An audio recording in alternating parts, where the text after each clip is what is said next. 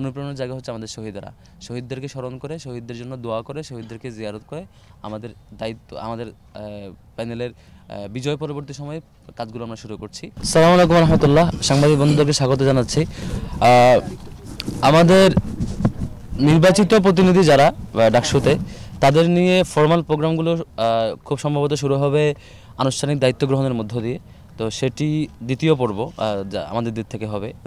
দায়িত্ব গ্রহণের পরে আমরা কীভাবে কাজ শুরু করব, প্রথম প্রোগ্রাম কী হবে, সেটি নির্বাচিত অন্য যারা নির্বাচিত হয়েছেন প্রত্যেককে সাথে নিয়ে ডাকসুর উদ্যোগে প্রোগ্রাম হবে। আজকেরটা ডাকসুর উদ্যোগে প্রোগ্রাম না, আজকে হচ্ছে আমরা আমাদের প্যানেলে যারা জয়ী হয়েছেন বা আমাদের প্যানেলে যারা ছিলেন জয়ী পরাজিত সবাই মিলে প্যানেলের পক্ষ থেকে আমাদের আজকের কর্মসূচি মূলত এখন দুইটা কর্মসূচি। একটা হচ্ছে দীর্ঘ ফ্যাসিবাদের যে ফ্যাসিবাদ ছিল তার ফ্যাসিবাদ বিরোধী লড়াইয়ে যারা শহীদ হয়েছেন তাদের স্মরণ করা। যে আমাদের পক্ষ থেকে, সংগঠনের পক্ষ থেকেও সারা দেশব্যাপী কর্মসূচি দেওয়া হয়েছিল। এখানে আমরা এসেছি যে গণকবর, দেড়শতের মতো শতাধিক কবরের এখানে অনেক চিহ্নিত, অনেকে এখনও চিহ্নিত না যে কোনটা কার কবর। তো এই যে গণকবর, এখানে সেই গণকবরটাতে আমরা আজকে জিয়ারত করেছি এবং জুলাইয়ের সকল শহীদদেরকে স্মরণ করে আমরা তাদের জন্য আল্লাহর কাছে দোয়া করেছি। আরেকটি কর্মসূচি হচ্ছে আমাদের এখান থেকে পাশে ৭১-এর শহীদদের যে কবর, ৭১-এর মুক্তিযুদ্ধের যে শহীদদের কবর, সেখানে আমরা জিয়ারত করব এখনই। তো দুটো কর্মসূচি এখানে আমরা মূলত আমাদের যে লম্বা যে স্যাক্রিফাইসের যাত্রা, এই স্যাক্রিফাইসের যাত্রার মধ্যে মেইন কি ফিগার হচ্ছে আমাদের শহীদেরা।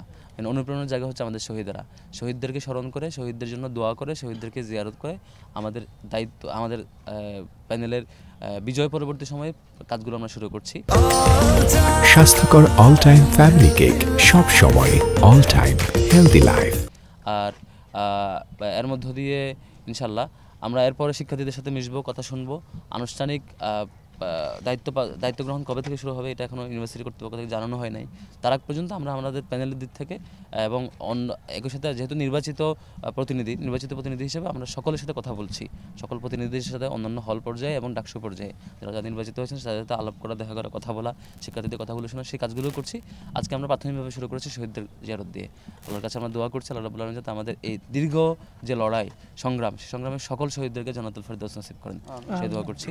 এবং আল্লাহ রাব্বুল আলামিনের কাছে এটাও দোয়া করছি যে শহীদদের যে আত্মত্যাগ, তাদের যে আমানত আমাদের উপর অর্পিত হয়েছে সুন্দর ক্যাম্পাস গড়বার জন্য, সেই অনুভূতি যাতে আমাদের সবসময় থাকে এবং শহীদদের এই স্যাক্রিফাইসের মূল্য যাতে আমরা আমাদের কাজের মধ্য দিয়ে, শিক্ষার্থীদের কমিটমেন্ট রক্ষার মধ্য দিয়ে, শিক্ষার্থীদের অধিকার বাস্তবায়নের মধ্য দিয়ে আমরা সেটি জারি রাখতে পারি, বাস্তবায়ন করতে পারি। আমি কথা নিয়ে আসার অনুরোধ করছি আমাদের ভিপি পদে যিনি জয়লাভ করেছেন, নির্বাচিত হয়েছেন ডাকসুতে, আবু সাদিক কায়েম ভাইকে। প্রশ্ন আছে, এটা শেষ।